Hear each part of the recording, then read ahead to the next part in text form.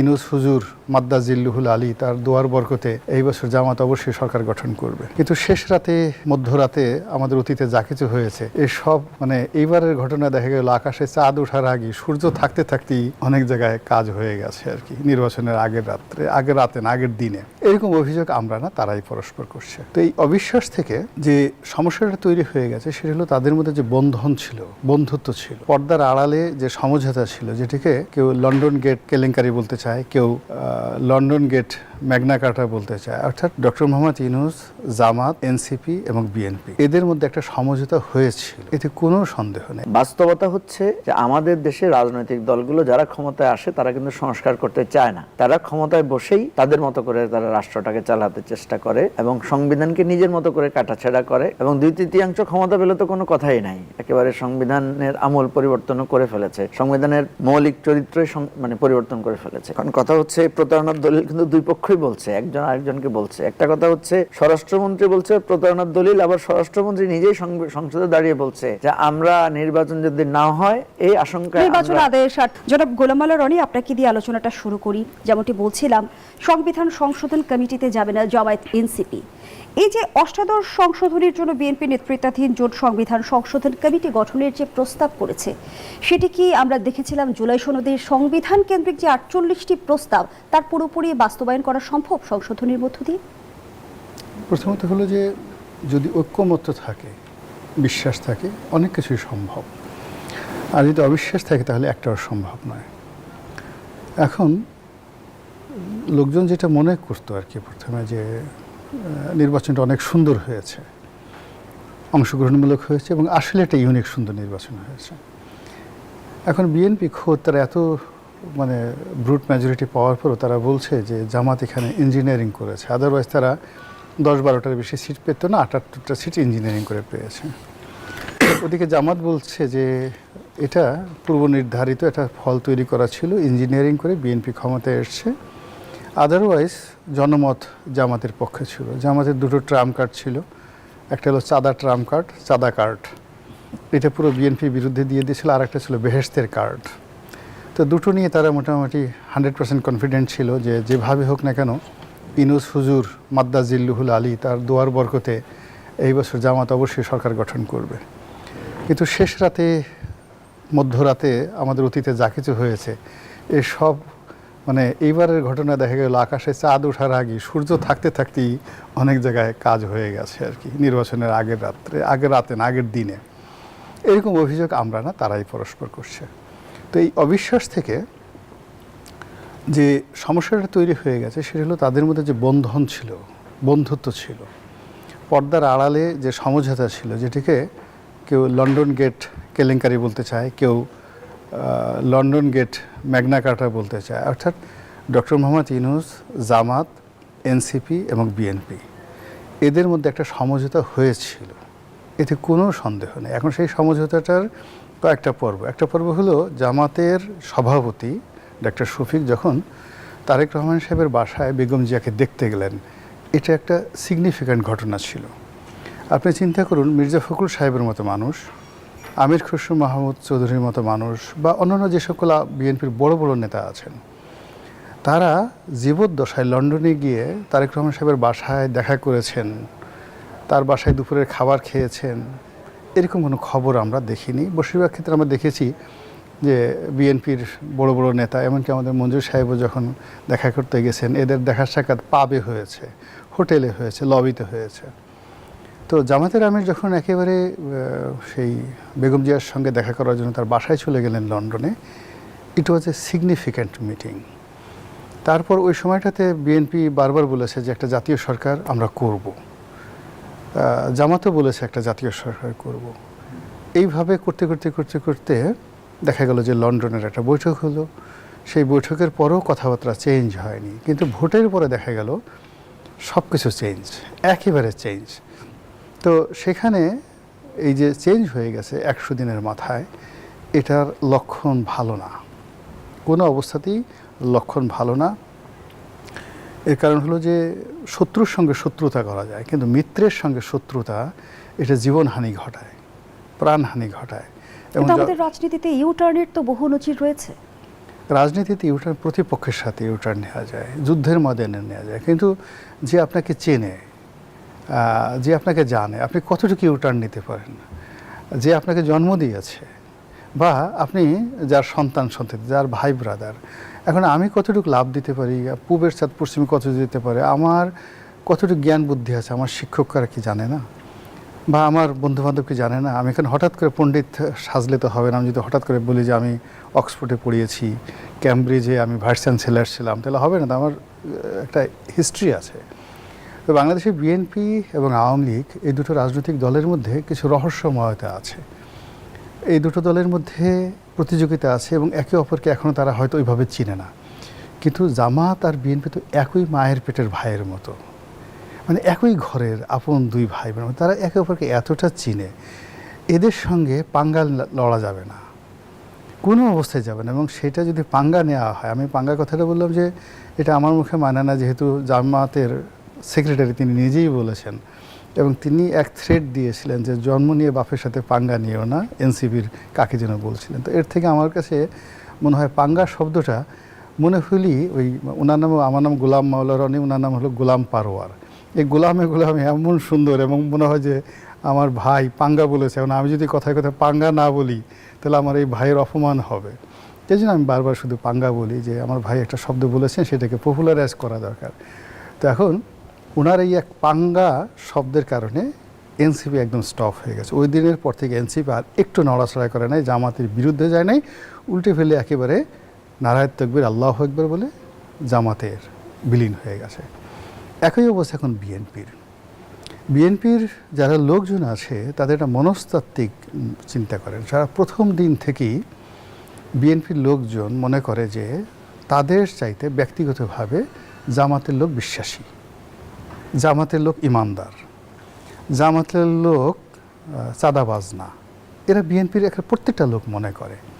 Just একটা ছোট্ট উদাহরণ দিই, সাক্ষ্য কেউ নেয়, কিন্তু আমি কথাটা সত্য, যেহেতু আমি মৃত ব্যক্তিকে সাক্ষ্য নিয়ে বলছি। কাদের মোল্লা সাহেব জেলখানাতে উনি আমার পাশাপাশি ছিলেন। তো কাদের মোল্লা সাহেব সেই জামাতের মধ্যে যে কজন লোক পিআর করতো, পাবলিক রিলেশন করতো, তার মধ্যে উনি ছিলেন সম্ভবত প্রধান ব্যক্তি। শেখ হাসিনার সঙ্গে তার ভালো সম্পর্ক, বেগম জিয়ার সাথে তার ভালো সম্পর্ক, ইত্যাদি ইত্যাদি। তো উনি একদিন বেগম জিয়ার সঙ্গে দেখা করতে গেছেন। তিনি তখন প্রাইম মিনিস্টার, একবার প্রথম সরকারের জমানাতে। তো ওনার রুমে যেতে হলে তো জুতা খুলে যেতে হতো। তো ওখান থেকে বের হয়ে দেখেন কাদের মোল্লা, দেখেন তার জুতা চুরি হয়ে গেছে। এখন ওই রুমে আবার ঢুকছে, ম্যাডাম এই আপনার অফিসে এসে আমার জুতা চুরি হয়ে গেছে, এখন আমাকে জুতা কিনে দিতে হবে। খুব মজা করে কথা বলতেন। তো বেগম জিয়া বলতেন যে এটা কি জামাতের অফিস পাইছেন নাকি, এটা তো বিএনপির অফিস। এবং উনি আমাকে কাদের মোল্লা সাহেব জেলখানাতে বসে ওনার মৃত্যুর কয়েকদিন আগে আমাকে এই কথাগুলো বলেছেন। তা বোঝার চেষ্টা করুন যে স্বয়ং বেগম জিয়া জামাতের অফিস আর তার নিজের অফিসকে কিভাবে ট্রিট করতেন, কথাটা যদি কাদের মোল্লা সাহেব মিথ্যা না বলে থাকেন, আল্লাহ মাফ করুক। তা সেই দিক থেকে ধরেন আপনি মনস্তাত্ত্বিকভাবে একজন লোককে সৎ মনে করছেন, আর নিজেকে বা নিজের আশেপাশের লোকজনকে মনে করতেছেন আমি এতটা সৎ না, আপনি তার সঙ্গে ফাইটিং করে পারবেন না, কখনই পারবেন না। 2 নম্বর হলো জামাতের কথা চিন্তা করার। জামাত প্রথমে মনে করতেছে আমি জান্নাতি, আর বাকি যারা আছে এরা কোনো মতে জান্নাতে যেতে পারে, কিন্তু এদের জেনার জন্য বিচার হবে, ব্যভিচারের জন্য বিচার হবে, চাঁদাবাজির জন্য বিচার হবে, তারপরে এদের ইমান ভাগাভাগি করে মাফামাফি করে মোটামুটি কয়েক হাজার বছর তারা জাহান্নামে পড়ে এরপরে বেহেশতে, যেহেতু তারা আল্লাহ রাসূলকে বিশ্বাস করে, আসলেও আসতে পারে। তো এইভাবে যখন ডিফারেন্সিয়েট করে, তাহলে আপনি চিন্তা চেতেন একটা বাঘ, সে যে মহিষকে ভয় দেখাচ্ছে, মহিষের কাছে শক্তি বেশি, কিন্তু বাঘের দৃষ্টিভঙ্গির কারণে এখন জামাতের যে অবস্থা হয়েছে, জামাত সে মনে করছে যে তারা একটা জান্নাতি দল, তাদের শক্তি আছে, তাদের ইতিহাস আছে, ঐতিহ্য আছে, তারা চাঁদাবাজি করে না, 2 নম্বরই করে না। 71-এ যে সমস্ত খুন, দর্শন, রাহাজানির কথা বলা হয়, এটা জামাতের বর্তমান প্রজন্ম তারা বিশ্বাস করে না, দে ডোন্ট বিলিভ। এখন একজন লোক বিশ্বাস করে না, সে বলছে না না এই হুজুর এই কাজ করতে পারে না, আমার পূর্বপুরুষ গোলাম আজমের মতো মানুষ এই কাজ করতে পারে, এটা কখনো এটা হতে পারে না। ওটা এমনি আওয়ামী লীগের লোকজন একটা ন্যারেটিভ তৈরি করেছে। তো এই বিশ্বাসের এবং দৃষ্টিভঙ্গির জায়গাতে যে সুপ্রিয়ার কমপ্লেক্স অ্যান্ড ইনফেরিয়ার কমপ্লেক্স আছে, তো সেই ইনফেরিয়ার কমপ্লেক্সের কারণে এদের মধ্যে আগে যেভাবে সম্পর্ক ছিল ওইভাবে থাকলে ভালো হতো, তলে তলে সমঝোতা হতে ভালো হতো। কিংবা রুমিন ফারহানা যেটা বলেছেন, আমি এবং মামুদের সরকার, এখানে আমি যা মামুদের সরকার, সেটা হলেও ভালো হতো। কিন্তু এটা যদি ফাইটিংয়ে চলে যায়, অবিশ্বাসে চলে যায়, সেখানে আসলে বিএনপি বেশি ক্ষতি। ইতিমধ্যেই কিন্তু বিরোধী দলের নেতারা যেমনটি বলছেন, শুধু বৈধতা দিতে কমিটিতে অংশগ্রহণের কোনো অর্থ নেই, তারা রাজপথেই সমাধান দেখছেন। সংসদকে পাশ কাটিয়ে রাজপথে সংবিধান কেন্দ্রিক জটিলতার সমাধান হবে কি? সংবিধান না, এখানে তো মূল ব্যাপার হলো আপনি তাদের ইসলামী ব্যাংক নিয়ে যাচ্ছেন, তো সরকারি বসে বসে ডিম পারবে নাকি? কি বললেন আপনি? তাদের পেটে হাত দিয়েছেন, রুটি রুজিতে হাত দিয়েছেন। তাদের একটা পত্রিকা আছে নয়া দিগন্ত, সেই নয়া দিগন্তে বিজ্ঞাপন বন্ধ, এই সরকার আসার সঙ্গে সঙ্গে তারা বিজ্ঞাপন পাচ্ছে না।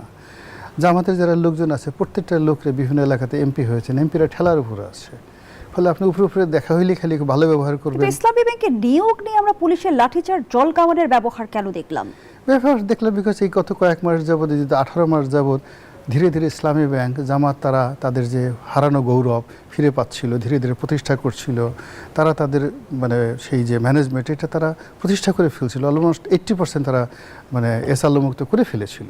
ঠিক সেমন সময় এসে আবার নতুন করে এখন এই সরকার ক্ষমতা আসার পরে, যেটা আমরা আগেই বলছিলাম যে যদি কোনো দিন বিএনপি ক্ষমতা আসে, অমুক লোক, আমি নাম বললাম না, অমুক লোক যদি ভালো পদ পদবিতে আসে, তাহলে এখানে আবার এসালম পরিবার ফিরে আসবেন। সেই ঘটনাটি তো হয়ে গেছে। তা জামাতে এখন দেখবে যে ও মাই গড, আমাকে তেলের মধ্যে ফেলে দিয়েছে, মানে উত্তপ্ত কড়াইয়ের মধ্যে ফেলে দিয়েছে, আমি এখন ভাজা ভাজা হব। ভাজা ভাজা হওয়ার পর আমাকে চাবিয়ে চাবিয়ে খাবে, মাছ যেভাবে খায়। তাহলে কি আবারও ইসলামী ব্যাংকের নিয়ন্ত্রণ এসালমের হাতে যাচ্ছে?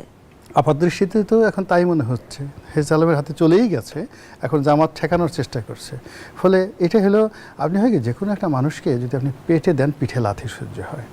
জামাতের যে জায়গাগুলো রয়েছে, সেই জায়গাগুলোতে যদি তাকে আপনি তার সেই ইসলামী 5টা ব্যাংক, ইবনে সিনা, ফাইন্যান্সিয়াল ইনস্টিটিউশন, অর্থাৎ তারা আয় রোজগার ভালো হতো, এরপর আপনি তাদেরকে দাপড়ের উপর রাখতেন, দৌড়ের উপর রাখতেন, তাহলে সেটা সহ্য করতে। এখন আপনি তাকে পেটেও মারবেন, ভাতেও মারবেন, আর যন্ত্রণা করবেন, তারা কী করবে? রাজপথে যাওয়া ছাড়া তাদের কোনো উপায় নাই। এবং তাদের প্রয়োজন হলে তারা আবার সেই শেখ হাসিনার সাথে যুক্ত করবে। তারা তো 86 সনের পরে তারা কি একসাথে শেখ হাসিনার সঙ্গে ছিল না? তারা শেখ হাসিনার সঙ্গে ছিল। তারা 96-91 পরে তারা কি আবার শেখ হাসিনার সঙ্গে যায়নি? বহুবার তারা শেখ হাসিনার সঙ্গে গিয়েছেন। তা আবার যদি তারা দিল্লিতে যায়, আবার যদি নরেন্দ্র মোদীর সঙ্গে তাদের সম্পর্ক হয়ে যায়, মমতার সঙ্গে তাদের ভালো সম্পর্ক ছিল, ভালো কথা। এখন যে নতুন শুভেন্দু আসছে, শুভেন্দুর সঙ্গে জামাতের আমিরের যদি বন্ধুত্ব হয়ে যায়, রাজনীতিতে তো শেষ বলে কোনো কথা নেই, হলেও হতে পারে। তো যার জন্য এখানে সরকারকে খুব উত্তেজিত হয়ে একেবারে ক্ষমতায় বসার সাথে সাথে যদি বলা হয়, আমি গরম চেয়ারে বসার সাথে সাথে আমার সারা শরীর গরম হয়ে গেছে, আই ফরগেট এভরিথিং। গরমে পড়লে মানুষ কিন্তু অনেক কিছু ভুলে যায়, আই ফরগেট এভরিথিং, তাহলে হবে না। তাকে স্মরণ করতে হবে যে 2009 থেকে, সম্পর্কটা তো আজকের না, 2009 থেকে একেবারে সে 24 পর্যন্ত জামাতের সঙ্গে তাদের কি সম্পর্ক ছিল, পর্দার আড়ালে কি কি কথা হয়েছে। এমনকি এই যে মঞ্জুর সাহেব এখানে বসে আছে চুপচাপ, তার সঙ্গে তো কিছু কথাবার্তা হয়েছে। এখন সে হয়তো ভদ্রলোক বা অনেক কিছু বলতে পারে না, কিন্তু সে যখন দেখবে যে তার ডিমান্ডগুলো হচ্ছে না, উঠে ফেলে সে অপমানিত হচ্ছে, একেবারে পিঁপড়ার মতো কিছু না হলে একটা কামড় দেবে। সেই কামড়টা সে হাসতে হাসতে কোন জায়গায় যে দিবে আই ডোন্ট নো, বাট এটা দেবে, এটা কনফার্ম। তো এই জিনিসগুলো আসলে মানে যারা ক্ষমতাধর তাদেরকে আসলে বুঝতে হবে যে কাউকে একবার ওয়ালে দেয়ালে পিঠ ঠেকিয়ে দিলে ইন্টেলেকচুয়াল মায়ের উপর কোনো মায়ের নেই। আপনার সঙ্গে কেউ তলোয়ার নিয়ে, খুন্তা নিয়ে, কোদাল নিয়ে যুদ্ধ করতেছে, কিন্তু আপনি একটা বিরাট কোদাল নিয়ে আসছেন আর একজনের হাতে কলম। ইটস ভেরি ডেঞ্জারাস গেম, ভীষণ ডেঞ্জারাস গেম। আপনার মাথা ভরা, সারা শরীর ভরা খালি শক্তি, আর একজনের মাথা ভরা খালি বুদ্ধি। আপনার সারা শরীর ভরা বংশ, কিন্তু আর একজনের টাকা আছে। তো যার জন্য এখানে যুদ্ধটা অসম্ভব যুদ্ধ করা। অসংখ্য ধন্যবাদ জানাচ্ছি জনাব গোলাম মাওলা রনি। জনাব মুজিবুর রহমান মঞ্জু, বাংলাদেশের সংবিধানে আমরা দেখেছি বিগত সময়ে 17 বার কাটাছেঁড়া হয়েছে এবং একতরফা সংবিধান সংশোধনের নজিরও বহু আছে। আমি যদি একটি বাস্তবতা তুলে ধরি, সংবিধানের 75 সংশোধনীর জন্য 2010 সালে গঠিত সংসদের বিশেষ কমিটিতে যোগ দেয়নি তৎকালীন বিরোধী দল বিএনপি। এবার 88 সংশোধনীর পথে সরকার, আবারও কি একতরফা সংশোধনী হবে? আসলে দেখেন, আপনি যদি পেছনের দিকে তাকান তাহলে দেখবেন যে আমরা যখন সংস্কারের আলোচনাগুলো তুলেছিলাম, বিএনপি প্রথম থেকে দুটো কথা বলেছিল, এটা রিকল করলে আপনার মেমোরিতে আসবে। বলেছিল যে সংস্কার একটা চলমান প্রক্রিয়া, এটা এখন কেন করতে হবে, সব একসাথে কেন করতে হবে। আরেকটা কথা বলতো যে সংস্কারের দায়িত্ব বা সংবিধান পরিবর্তনের দায়িত্ব সংসদের, তারা নির্বাচনকে এমফেসাইজ দিয়েছে বেশি। তাহলে কথাটা তো সত্য, সংস্কার চলমান প্রক্রিয়া, এটা যেমন সত্য, সংস্কারের বা সংবিধান সংশোধনের দায়িত্ব সংসদের উপর ন্যস্ত, এটাও সত্য। কিন্তু তারপরও কেন আউট অফ দি পার্লামেন্ট আমরা এ ধরনের একটা সংস্কার কমিশন, সংস্কার পরিষদ বা আপনার ঐকমত্য কমিশন আমরা করলাম? বাস্তবতা হচ্ছে যে আমাদের দেশে রাজনৈতিক দলগুলো যারা ক্ষমতায় আসে তারা কিন্তু সংস্কার করতে চায় না। তারা ক্ষমতায় বসেই তাদের মতো করে তারা রাষ্ট্রটাকে চালাতে চেষ্টা করে এবং সংবিধানকে নিজের মতো করে কাটাছেঁড়া করে, এবং 2/3 ক্ষমতা পেলে তো কোনো কথাই নাই, একেবারে সংবিধানের আমূল পরিবর্তনও করে ফেলেছে, সংবিধানের মৌলিক চরিত্রই মানে পরিবর্তন করে ফেলেছে। এই কারণে কিন্তু আমরা তখন এই দাবিটা উঠেছিল যে না, আমাদেরকে একটা ঐকমত্যের ভিত্তিতে সংশোধনের জায়গাটায় যেতে হবে। এবং এর কারণেই কিন্তু সরকারের পক্ষ থেকে এতগুলো সংস্কার কমিশন করা হলো, প্রায় 10টা-11টা সংস্কার কমিশন করা হলো। সেই সংস্কার কমিশনে আমরা সবাই প্রস্তাব জমা দিলাম, বিএনপি সবচেয়ে বেশি সেখানে পার্টিসিপেট করেছে। তারপরে ওই সংস্কার কমিশনের মৌলিক সংস্কারগুলো নিয়ে ঐকমত্য কমিশন হলো, সেখানে কিন্তু ঐকমত্য সিদ্ধান্তের ভিত্তিতে গণভোটের সিদ্ধান্ত হলো এবং গণভোটের রায়ের ভিত্তিতে একটা সংস্কার পরিষদ হবে, এটাই ছিল সিদ্ধান্ত। এখন এত কিছুর পরে এসে আমরা দেখছি যে বিএনপি কিন্তু এখন ওই তার যে আগের কথাটা সে বলেছিল পার্লামেন্টই করবে সব কিছু, সংস্কার চলমান প্রক্রিয়া, সে কিন্তু দেখেন ওই কথাটাতে আবার ফিরে চলে গেছে। এখন আমরা যেটা দেখতে পাচ্ছি, তিনি একটা ট্রেডিশনাল সংবিধান সংশোধন কমিটি করেছে, যেটা আপনি একটু আগে বললেন যে পঞ্চদশ সংশোধনের সময় এটা হয়েছে, বিরোধী দল পার্টিসিপেট করে নাই এবং সেখানে অনেকগুলো মৌলিক সংশোধন তারা করেছে। ইভেন আপনার ওই সেখানে জাতির পিতা ইস্যু, তারপরে আপনার এই সংবিধানের মৌলিক কিছু পরিবর্তন, এই ইত্যাদি ইত্যাদিগুলো করেছে। এখন বিরোধী দল যখন দেখছে যে গণভোটে কিন্তু স্পেসিফিক কিছু বিষয়ে জনগণ রায় দিয়েছে, আপনি নিজেই বললেন প্রায় 68+ বা প্রায় 70% মতো ভোট পড়েছে, তাহলে এখানে এই যে, এবং আরও কথা কি, বিএনপি গণভোটের পক্ষে ছিল, গণভোটে হাঁ ভোট দেওয়ার জন্য তারা ক্যাম্পেইন করেছে। তাহলে আমরা কি দেখতে পাচ্ছি, এখন যদি আপনি প্রশ্ন করেন যে গণভোটে হাঁ হওয়ার পরে এটা বাস্তবায়ন করতে অসুবিধাটা কোথায়, দেখবেন বিএনপি কোনো অসুবিধার কথা বলে না। বিএনপি শুধু বলে যে এটা সংবিধানে নাই, এটা সংবিধান সম্মত না। তার মানে সংবিধান সম্মত হলে ওনারা করতেন, এই তো কথা, যুক্তিটা তো এটাই দাঁড়ায়, তাই না? তাহলে আমরা আদেশ নিয়ে আবার বিতর্ক তো আছে, স্বরাষ্ট্রমন্ত্রী জানিয়েছেন অন্তহীন প্রতারণার দলিল। হ্যাঁ, এখন কথা হচ্ছে প্রতারণার দলিল কিন্তু দুই পক্ষই বলছে, একজন আরেকজনকে বলছে। একটা কথা হচ্ছে স্বরাষ্ট্রমন্ত্রী বলছে প্রতারণার দলিল, আবার স্বরাষ্ট্রমন্ত্রী নিজেই সংসদে দাঁড়িয়ে বলছে যে আমরা নির্বাচন যদি না হয় এই আশঙ্কায় নির্বাচন আদেশ স্বার্থে অনেক কিছুই তখন আমরা তখন মেনে নিয়েছি। তাহলে এটাকেও তো আমরা বলতে পারি তাহলে আপনি এটা প্রতারণা করেছেন, যে আপনি তখন সায় দিয়েছেন কিন্তু আসলে সেটা আপনি নিজ থেকে মানেন নাই। দেখেন বিএনপি কিন্তু, আপনাকে আমি একদম চ্যালেঞ্জ দিয়ে বলতে পারি, যেটা আমি বারবার ঐকমত্য কমিশনে বলেছি, আমাদের যেই জুলাই সনদটা তৈরি হয়েছে এটা খুলে যদি আপনি দেখেন, এবং বিএনপির যে 31 দফা আছে এটা খুলে যদি দেখেন, দেখবেন এই 31 দফাটাই আসলে এই সনদের মধ্যে উঠে এসেছে। বিএনপির 31 দফায় শুধু ছোট ছোট শব্দ লেখা আছে, আর জুলাই সনদের মধ্যে একটা বিস্তারিত লেখা আছে। অর্থাৎ বিএনপি সেখানে হয়তো বলেছে যে প্রধানমন্ত্রী এবং রাষ্ট্রপতির ক্ষমতার ভারসাম্য আনয়ন করা হবে, আর জুলাই সনদে কি কি জায়গায় সমন্বয়টা করা হবে সেটা লেখা হয়েছে। বিএনপি বলেছে দ্বিকক্ষ বিশিষ্ট একটা পার্লামেন্ট থাকবে।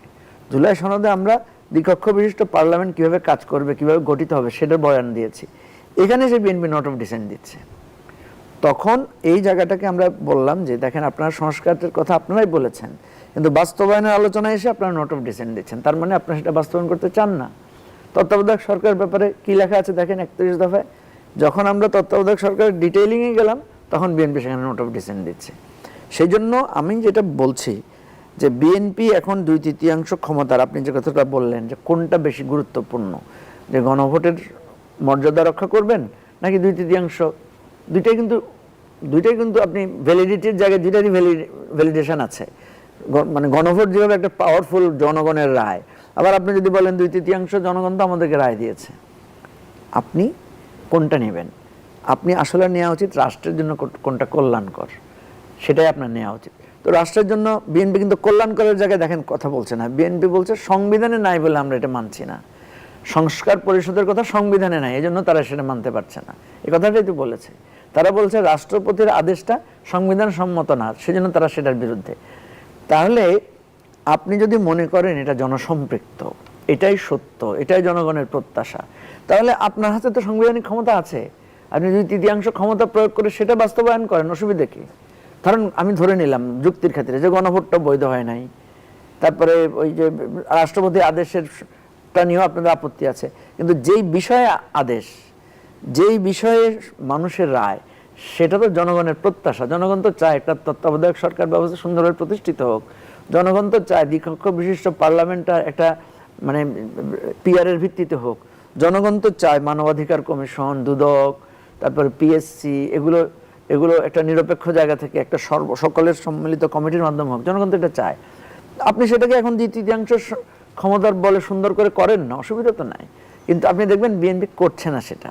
বিএনপি দলীয়করণের দিকে যাচ্ছে, দলীয় লোকদেরকে নিয়োগ দিচ্ছে এবং বিভিন্নভাবে ঘুরিয়ে ফিরিয়ে কিন্তু সে তার কমিটমেন্ট থেকে সরে আসছে। সরকার তো এখানে কোনো সংস্কার প্রস্তাব দেয় নাই, সংস্কার প্রস্তাবগুলো কিন্তু সব রাজনৈতিক দলগুলোই দিয়েছে। অন্তর্বর্তী সরকার শুধু একটা সংস্কার কমিশন গঠন করেছে।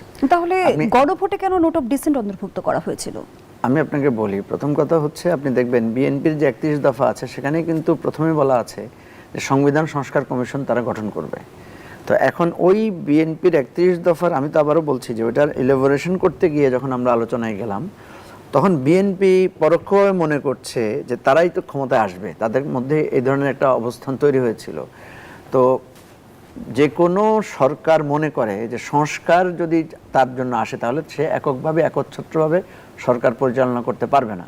এবং আমরা যখন সংস্কার কমিশনে বা ঐকমত্য কমিশনে আলোচনাগুলো করছিলাম, তখন বিএনপির পক্ষ থেকে বারবার বলা হচ্ছিল যে আপনারা যদি সরকারকে এভাবে হাত পা বেঁধে দেন, সরকারকে যদি আপনারা এইভাবে করেন, তাহলে সরকারের কর্তৃত্ব তো খর্ব হবে। দেখেন, আমাদের মূল কথাটাই ছিল যে আমরা সরকারের তো কর্তৃত্ব খর্ব করতে চাই, আমরা চাই সরকার জবাবদিহিতামূলক হবে, সরকার একচ্ছত্র ক্ষমতা ব্যবহার করবে না, সরকার দলীয়করণ করবে না। এখন আজকে দেখেন, আমি একজন মন্ত্রীকে দেখলাম, উনি বলেছেন যে জনগণ আমাদেরকে রায় দিয়েছে, আমরা আমাদের লোকদেরকে বসাবো বিভিন্ন জায়গায়। ঠিক আছে, তাইলে আওয়ামী লীগও তো একই কথাই বলেছে। আওয়ামী লীগ কী করেছে? সে সব জায়গায় নিজের দলের লোক বসাতে বসাতে এমন অবস্থায় গিয়েছে, শেষ পর্যন্ত সে নির্বাচন ব্যবস্থাটাও দেখা গেছে যে সে নিজে জিতার মতো করে নির্বাচনটা করেছে। এটাই ধরা, মানে ফ্যাসিবাদটা এভাবেই তৈরি হয়।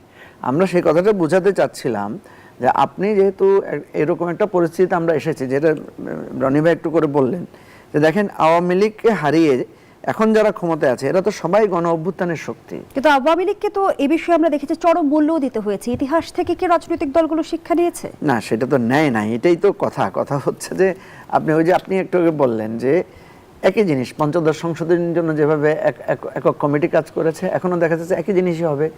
বিএনপি তার নিজেদের পছন্দের লোকদের বা তার সমর্থক লোকদেরকে নিয়ে সে একটা কমিটি করে সে তার মতো করেই, আপনি যেটা বললেন যে তার মতো করেই সে একটা সংস্কার দিবে, এবং এই সংস্কার কখনোই জনগণের সংস্কার হিসেবে কাজ করবে না, কারণ সে তার নিজের সুবিধা কোথায় কোথায় সেভাবেই বিষয়গুলোকে প্লেস করবে। এখন কথা হচ্ছে যদি করে, এবং সবচাইতে বড় কথা যেটা, ক্ষতিটা কোথায় হবে দেখেন, সরকারকে অ্যাকচুয়ালি চেক অ্যান্ড ব্যালেন্সে রাখে কারা? চেকস অ্যান্ড ব্যালেন্সে রাখবে হচ্ছে বিচার বিভাগ। আমরা সেজন্য বলেছি যে বিচার বিভাগকে স্বাধীন করতে হবে। সরকারকে চেকস অ্যান্ড ব্যালেন্সে রাখে হচ্ছে দুদক, যে সরকারকেও সে মানে তদন্ত করতে পারবে। সরকারকে চেকস অ্যান্ড ব্যালেন্সে রাখবে মানবাধিকার কমিশন, পুলিশ কমিশন, এগুলোকে। এখন এই জিনিসগুলো এই মৌলিক, এরপর হচ্ছে নির্বাচন কমিশন।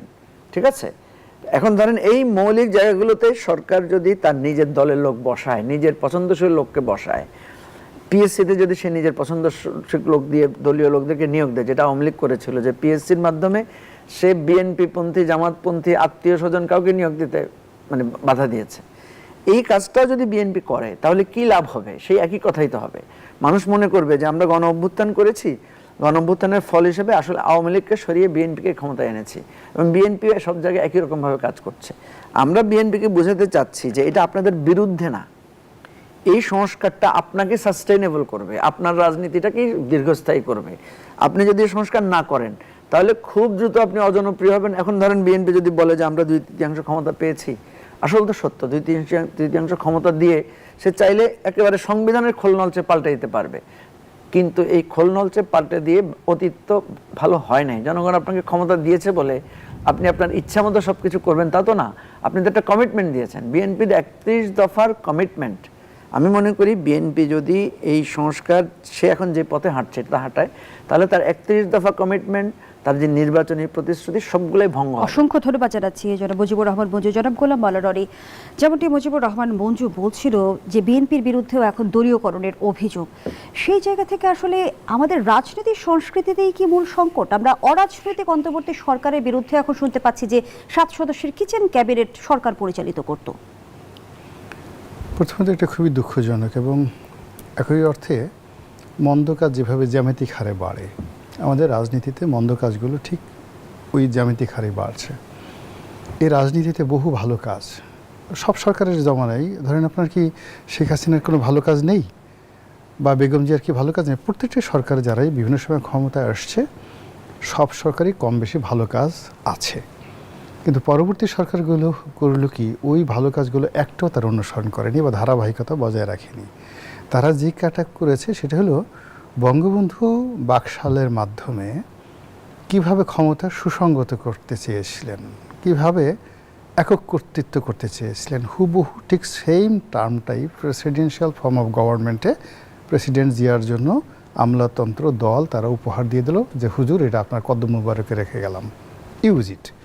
ফলে কি হলো, বাকশাল বলতে যা বোঝানো সেটা বঙ্গবন্ধুর আইডিয়া ছিল, কিন্তু উনি সেটা ভোগ করতে পারেননি, কিন্তু বাকশালের ফুল বেনিফিট পরবর্তী জিয়াউর রহমান সাহেব সরকার সেটা ভোগ করলেন। আবার জিয়াউর রহমান সাহেব যে জিনিসগুলো অনেক অনেক ভালো কাজ করেছেন, একটাও এরশাদ সাহেব ধারাবাহিকতা বজায় রাখলেন না। কিন্তু কিভাবে ধরেন এই ক্ষমতাকে আরও শক্তিশালী করা যায়, সব কিছু করা যায়, পুরো 10টা বছর 9টা বছর তিনি সেম কাজটা করে গেলেন, মন্দ কাজগুলো। এইভাবে ধারাবাহিকভাবে এখন যা কিছু হচ্ছে, ধরেন আওয়ামী লীগ জামানাতে অনেকগুলো ভালো কাজ হয়েছে, তার একটাও গত 100 দিনে এই সরকার করেছে, বা তার মুখ দিয়ে আপনি যদি মনে করেন যে বিএনপির কোনো মন্ত্রী বা এমপিকে বলেন যে আপনার একটা আওয়ামী লীগ সরকারের প্রশংসা করেন তো গত 17 বছরে কি ভালো কাজ করেছে, সে বলবে যে আমি গলায় দড়ি দিয়ে মরব, কিন্তু আমি ভুলেও ওই আওয়ামী লীগের প্রশংসা করতে পারবো না। আর যদি ধরেন 1 বছর যাবৎ বা 2 বছর যাবৎ বিছানায় প্যারালাইজড হয়ে শুয়ে আছে, আপনি গিয়ে বিএনপির কোনো লোকের কাছে এরকম একটা চুঙ্গা ধরেন সামনে গিয়ে যে আপনি একটু শেখ হাসিনার 3টা গালি দেন, 3টা গালি দিলে আগামীতে আপনার নমিনেশনটা কনফার্ম, দেখবে যে প্যারালাইজ দূর হয়ে গেছে, এটা লাভ তিরিং বের এসে দাঁড়াই গেছে। এই যে রাজনীতির যে কালচার, গালি দেওয়ার, মন্দ কাজ করার, মন্দ জিনিস অনুসরণ করার, তো সেই কাজটি এই বর্তমান সরকার অতীতে যারা যেভাবে করেছে বা তারা অতীতে যেভাবে করেছে ওইগুলো ধারাবাহিকভাবে জ্যামিতিক হারে, গাণিতিক হারে নয়, জ্যামিতিক হারে, রুট ওভারে যেভাবে মানে 3 3 3 এভাবে শুধু তারা করেই যাচ্ছে। এখন ধরুন শেখ হাসিনার জমানাতে যে দলীয়করণ হলো, সেই দলীয়করণের মধ্যে ডাইমেনশন কী ছিল? প্রথম ডাইমেনশন হলো শেখ পরিবার, দ্বিতীয় ডাইমেনশন ছিল গোপালগঞ্জ, তৃতীয় ডাইমেনশন ছিল আওয়ামী লীগ, চতুর্থ ডাইমেনশন ছিল ভারত বন্ধু। এই তো আচ্ছা, এখন আপনি চিন্তা দেখেন ওটা বেড়ে কি হয়ে গেছে। প্রথমত জিয়া পরিবার, তারপরে শেষে বগুড়া, তারপরে ফেনী, এরপর দিনাজপুরও আসছে, মানে বেগম খালেদা জিয়ার যে বাবার বাড়ি সে দিনাজপুর। তো দিনাজপুরে যাদের বাড়ি, মানে তারেক রহমান সাহেবের মামার বাড়ি যেখানে, সেখানে কোনো লোক আসলে তার সাথে আপনি এখন আর পাঙ্গা নিতে পারবেন না। আমি আবার পাঙ্গা শব্দটি বললাম। ফেনী বাড়ি হলে ও মাই গড, ফেনীর এখন যে কোনো জিনিস ভেরি পাওয়ার, বগুড়াতে কোনো কথাই নাই, এনিথিং কাম ফ্রম বগুড়া, এটাকে আপনার মাথায় করে নাচতে হবে। আচ্ছা গেল, এখন ভাইয়া মানে মাননীয় প্রধানমন্ত্রী। তো মাননীয় প্রধানমন্ত্রীর 3 ধরনের স্নেহভাজন লোক আছেন। এক হলো তার সাথে যারা বাল্যকালের বন্ধু আছেন, রাজনীতিতে আছেন কিছু কিছু মানুষ। 2 নম্বর হলো যে উনি লন্ডনে ছিলেন, বাংলাদেশে তার সঙ্গে যাদের খুব ভালো সম্পর্ক ছিল, এলো আর একটা গ্রুপ। আর লন্ডনে ওনার সঙ্গে যারা দীর্ঘদিন একত্রে ছিলেন, এই মাননীয় প্রধানমন্ত্রী কাম ভাইয়া তার 3টা গ্রুপ।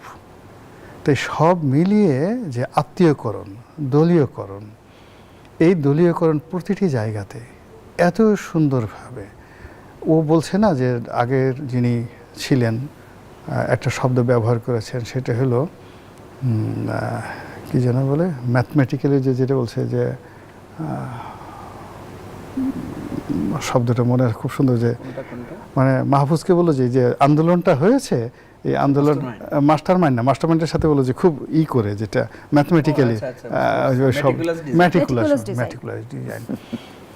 তো সেই ম্যাটিকুলাস ডিজাইনে অঙ্ক করে করে ডক্টর মোহাম্মদ ইউনূস যেটা বুঝাতে চেয়েছেন, এখন চাঁদাবাজি এবং দলবাজি এই দুটো জিনিস ম্যাটিকুলাস ডিজাইনের বাইরে অন্য কোনো যদি ডিজাইন থাকে, এআই ডিজাইন হয়ে গেছে, আর্টিফিশিয়াল ইন্টেলিজেন্স ডিজাইন হয়ে গেছে। তো এটা করার ফলে কি হলো, দলের ভিতরে বাইরে অন্য সবাই তারা কেউ আর ধৈর্য রাখতে পারছে না। সরকারকে যে হানিমুন পিরিয়ড 6 মাস দেবে বা 1 বছর দেবে, এর জন্য তো একটা ধৈর্য দরকার। তো বলো যে কী ধৈর্য রাখবো, তুমি আমার নাকের উপরে এখন কামড় বসায় দিয়েছো, তা আমার জান বাঁচতেছে না, আমি 6 মাস পরে তুমি কিভাবে কামড় দাও সেটা আমি ধৈর্য ধারণ করব, এটা কেউ আর ঝুঁকি নিতে চাচ্ছে না। প্লাস ট্রাস্ট অ্যান্ড কনফিডেন্স নেওয়ার জন্য যে পরিবেশ পরিস্থিতি দরকার, সেটাও সরকার কিন্তু এখনও পর্যন্ত জনগণের মধ্যে, প্রতিপক্ষের মধ্যে, বন্ধুদের মধ্যে কারোর মধ্যে রাখতে পারছে না। তো এই অবস্থাতে এই যে কাজগুলো করছে, কোনো একটা কাজের আপনি দেখবেন যেটাকে ইংরেজিতে বলা হয় কনসিস্টেন্সি, ধারাবাহিকতা, কোনো একটা কাজের তারা ধারাবাহিকতা রক্ষা করতে পারছে না। তো সেক্ষেত্রে যদি দলবাজি, যেটা আপনার মূল প্রশ্ন ছিল, দলবাজি যদি কাউকে পৃথিবীতে স্বর্গ দিতে পারত, তাহলে শেখ হাসিনাকে দিত। বিকজ উনি ওটাকে ম্যাথমেটিক্যাল টার্মসে ম্যাটিকুলাসলি সুন্দর করে এমন একটা দলবাজি করে তুলেছিলেন, প্রত্যেকটা স্তরে একটা 3টে স্তর ছিল, যুদ্ধের ময়দানে যেভাবে 3টে স্তর থাকে ওরকমভাবে, মানে বাহিনী থেকে শুরু করে সাংবিধানিক সব জায়গাটাতে ছিল, সব জায়গাতে করেছিলেন। কিন্তু ওনাকে 2 পয়সার বেনিফিট দেয়নি, উনি দুপুরে খাবারটা পর্যন্ত খেতে পারেনি, মানে খাবার গরম গরম খাবার, সেগুলো নিশ্চয়ই অবগত আছেন জনাব গোলাম মোল্লা রনি। বিএনপি মহাসচিব মির্জা ফখরুল ইসলাম আলমগীর বলেছেন, বিএনপি উদার গণতন্ত্রে বিশ্বাসী, সব দলকে তাদের কর্মকাণ্ড করতে দিতে চাই। এর কারণ হলো যে উনি যে পদে আছেন, ভীষণ রকম চাপে আছেন, ওনার সঙ্গে যে প্রতিমন্ত্রী আছেন তার ক্ষমতা বেশি, দাপট বেশি, এবং আপনি দেখেন মন্ত্রী হওয়ার পরে সব মানুষের চেহারা ভালো হয়, স্রোত ভালো হয়। আমাদের স্যার জনাব মির্জা ফখরুল ইসলাম আলমগীর মন্ত্রী হওয়ার পর অসুস্থ হয়ে গেছেন, হাঁটতে পারেন না ঠিক মতো। তো উনি আসলে ওই কথা দ্বারা যেটা বলতে চাচ্ছেন যে আমি 17 বছর যাবৎ এই দলটির হাল ধরলাম, জনগণ আমাকেই চাচ্ছে মন্ত্রী হিসেবে, আমি সব কিছু করবো, রাজনীতি তো আমার হাতেই সব কিছু হওয়া উচিত। সেখান থেকে কে কেরা আসছে, এসে এখন আমাকে ডেইলি 100 জন লোককে পাত্তা দিতে হচ্ছে, সেই প্রধানমন্ত্রীর সাথে দেখা করতে গিয়ে আমাকে বিভিন্ন মানুষের মানে মানে চোখের দিকে তাকিয়ে থাকতে হচ্ছে। এটা তো হয় না। উনি যেটা চাচ্ছেন যে গণমুখী, জনগণ যেটা চাচ্ছে সেটাই, কিন্তু ওনার এই বক্তব্যের মাধ্যমে ওনার যে এখন দুর্দশা, ওনার যে অবস্থা, এটা বাংলাদেশের সব মানুষ জানে। এমনকি প্রকৃতি রিড করতে পারে এরকম যারা পশু পাখি আছে, তারাও কিন্তু মির্জা ফখরুলের জন্য দোয়া করে যে আল্লাহ এই লোকটাকে সুস্থ, এর অবস্থা যেন তোফায়েল আহমেদের মতো না হয়, এই যেন সুস্থ মতো সসম্মানে থাকতে পারে। তো কাজেই তিনি আওয়ামী লীগকে একটা সুযোগ করে দেবেন, বা তার কথার উপর ভিত্তি করে সেলিনা হায়াত আইভী মুক্তি পেয়েছে, এটা অন্য কেউ বিশ্বাস করতে পারে। কিন্তু আমাকে যেটা মনে হচ্ছে, একটা শুয়ের পেছন দিয়ে উট ঢোকা যতটা কঠিন, তার চেয়েও কঠিন এখন অবস্থা হয়ে গেছে। এখন ওনার যে অবস্থা, ওনার জন্য সামনে ওনার যে মহাসচিব পদ, এটা রক্ষা করা বা এখান থেকে সসম্মানে বিদায় নেওয়া, এটা একটা এই টেনশন ওনার আছে, এতকাল রাজনীতি করলাম। আবার ওনাকে একটা পদে, সবচেয়ে বড় একটা পদ, মন্ত্রী পদে বসাই দিয়েছেন। তো সেখানে আমরা সবাই জানি যে তিনি সেখানে আসলে ক্ষমতাধর ব্যক্তি নন। তারপরে শেষে অন্যান্য সব জায়গাতে আছেন। ফলে তার যে রাজনীতি, সেই রাজনীতিটা আসলে ইভেন ঠাকুরগাঁওতে তার যে নির্বাচনী এলাকাতে, ওখানে ওনার as a member of parliament হিসেবে তিনি একক কর্তৃত্ব স্থাপন করতে পারছেন কি না, এটা নিয়ে কিন্তু আমার যথেষ্ট সন্দেহ আছে। ফলে আওয়ামী লীগকে নিয়ে, রাজনীতিকে নিয়ে আমি তার কথার এই মুহূর্তে তত বেশি গুরুত্ব দিই না। তারপরে যেহেতু তিনি বলেছেন, একেবারে না বললেই নয়, আমরা অফিয়ারের কথা বলছিলাম, সেই অফিয়ার সূত্র ধরে জনাব মঞ্জু, উনি তো বাংলাদেশে বেশ অভিজ্ঞতার সম্পন্ন, গত কয়েক বছরে উনি না দেখেছেন এই বাংলাদেশের এমন কোনো নাই। পীরাউলিয়াদের দেবত্ব দেখেছেন, নুরানি পাওয়ার দেখেছেন অনেকের, অস্ত্র গোলা বারুদ যারা নাড়াচাড়া করে তাদেরও ক্ষমতা দেখেছেন, সব কিছু দেখেছেন। আবার আন্দোলনে মানে পেছন থেকে সামনে থেকে সব থেকে উনি জিনিসটা দেখেছেন। তো উনি অফ ইয়ারে যে কথাটা বলছিলেন সেই কথাটা আমি বলি, ওনার কথাটাই আমার মুখ দিয়ে বলি, রাজনীতি আসলে কারো দয়া মায়ার বিষয় নয়। রাষ্ট্র যেখানে সুযোগ দিয়েছে সবাইকে মত প্রকাশের এবং রাজনীতি করার, সংবিধান যেখানে সবাইকে ক্ষমতা দিয়েছে তার গণতান্ত্রিক অধিকার প্রয়োগ করার, সেখানে মির্জা ফখরুল সাহেব, ইভেন প্রধানমন্ত্রী তারেক রহমান সাহেব বা অন্য যে কেউ কোনো দয়া করে, করুণা করে, বা ইনুস সাহেব কিংবা 111-এর মইনুদ্দিন ফখরুদ্দিন দয়া করে কোনো একটা কিংস পার্টি করবে, কোনো একটা তাবেদার পার্টি করবে, বা কোনো একটা পার্টি রিফর্ম করবে, রিফাইন্ড করবে, এটা কখনোই হয়নি, কোনো দিন হয়নি, কেউ পারেনি। ফলে আওয়ামী লীগকে যদি বাংলাদেশে ফিরে আসতে হয়, তাদেরকে নিজেদের যোগ্যতা বলে, নিজেদের শক্তি বলে, নিজেদের কৌশল করে তাদেরকে আসতে হবে। কিন্তু বিএনপি তাকে একটা স্কোপ করে দেবে, মির্জা ফখরুল সাহেব তাদেরকে দয়া দেখাবে, তারেক রহমান সাহেব তাদেরকে একটা উইন্ডো করে দেবে, বিচার বিভাগ তাদেরকে জামিন দিয়ে রাজপথ খালি করে দেবে, জামাতের আমির তাদেরকে বলবে আসেন, ওয়েলকাম, আহলান ওয়া শাহলান, আসেন আমরা সবাই আপনাদেরকে নিয়ে নেব। এটা হবে না। আওয়ামী লীগের মতোই ফিরে আসতে হবে। আবার অন্যান্য যারা আওয়ামী লীগের যারা প্রতিপক্ষ আছে তারাও এখন আওয়ামী লীগ নিয়ে যে রাজনীতি করছে, এতে করে হয় কি আপনি দেখবেন যে কোনো সময় ওই বাগে দেখার মতো জামাতও ভয় দেখায় বিএনপিকে, ওই আওয়ামী লীগ আসলো, আমাদেরকে পাত্তা দাও, আমাদের সাথে কথা রাখো, না হলে কিন্তু আওয়ামী লীগ চলে আসবে, এবং আওয়ামী লীগে আসলে বুঝতে পারো তো আবার দৌড়ের উপর যাবে। বিএনপি একই কথা জামাতকে বলছে, বেশি বাড়াবাড়ি করো না, বেশি বাড়াবাড়ি যদি করো তাহলে তোমাদের জায়গায় আওয়ামী লীগকে নিয়ে আসবো, আওয়ামী লীগ আনলে তখন তোমরা বুঝবে কেমন। অসংখ্য ধন্যবাদ জানাচ্ছি জনাব গোলাম মাওলা রনি। মুজিবুর রহমান মঞ্জু, যে জায়গাটিতে জনাব গোলাম মাওলা রনি শেষ করেছে, আওয়ামী লীগ কি এখন বর্তমান রাজনীতিতে প্রতিপক্ষ দমনের হাতিয়ার হয়ে উঠেছে কিনা? প্রথম কথা হলো আওয়ামী লীগ তার রাজনীতি যেটা করে বাংলাদেশে প্রত্যাখ্যাত হয়েছে। আমি যেটা বলবো, আওয়ামী লীগের রাজনীতির যে উত্থান হয়েছিল এবং যেটা পতনটা যেভাবে হয়েছে, এক একটা রাজনীতির এক একভাবে পতন হয়। আওয়ামী লীগের রাজনীতির যে পতনটা হয়েছে, ওই যে একটা কথা বলে না, তুমি যেখানে পড়েছো সেখান থেকে তোমাকে উঠে দাঁড়াতে হবে। এই পতনের যে জায়গাটা, এটা রিফাইন না করা পর্যন্ত আওয়ামী লীগ হয়তো অনেক চেষ্টা করবে রাজনীতিতে ওঠার জন্য, কিন্তু এটা তার সহি মানে ওঠার জায়গাটা হবে না। তাকে এই গণহত্যার এই দায়, এই দুঃশাসন, এই লুটপাটের এই জায়গাটা থেকে সে কীভাবে উঠবে, এটা আমাকে যদি এখন আপনি বলেন, আমি কিন্তু দেখি না সাধারণ দৃষ্টিতে। আওয়ামী লীগ যেই পথে হাঁটছে, আওয়ামী লীগ নানা ধরনের হুমকি ধমকি দিচ্ছে, আপনি দেখবেন বিভিন্নভাবে যে আমরা আসছি, তৈরি থাকো, তোমাদেরকে খেয়ে ফেলবো, মেরে ফেলবো। এটা বুঝছে না যে আপনি যে যাদেরকে খেয়ে ফেলবেন, মেরে ফেলবেন বলছেন, তো আপনি আসতে চাইলে তো ওরা তো স্বাভাবিক, ওরা তো ভয় থাকবে যে আপনি আসলে ওদেরকে খেয়ে ফেলবেন, মেরে ফেলবেন, তো ওরা তো আপনাকে উঠতে দিতে চাইবে না। সুতরাং এটা তো খুবই সাধারণ হিসাব। এখন যেটা রনি ভাই একটু করে বললেন, আমি মনে করি এটা খুবই গুরুত্বপূর্ণ ইস্যু। সেটা হচ্ছে যে আওয়ামী লীগকে বিএনপি বলেন, জামাত বলেন, অন্যান্য রাজনৈতিক দল বলেন, সবাই আওয়ামী লীগকে আসলে ব্যবহার করবে নানাভাবে। কারণ আওয়ামী লীগ তো একটা শক্তি আকারে বিদ্যমান আছে। আপনি দেখবেন এই যে জানাজা হচ্ছে, এত লক্ষ লক্ষ হাজার হাজার মানুষ আসছে, এরা তো আছে। আওয়ামী লীগ, সবাই বলে যে আওয়ামী লীগ আসবে, আর আওয়ামী লীগ আসবে কিভাবে? আওয়ামী লীগ তো আছেই অলরেডি। এবং সাবেক উপদেষ্টা মাহফুজ আলমও বললেন যে লীগ প্রশ্নে এখন যা হচ্ছে তা দুই দলের ইনসিকিউরিটি। হ্যাঁ, এখন আওয়ামী লীগ তো নাই, বিষয়টা এমন না, আওয়ামী লীগ আছে, কিন্তু আওয়ামী লীগের লেজিটিমেসির সংকট।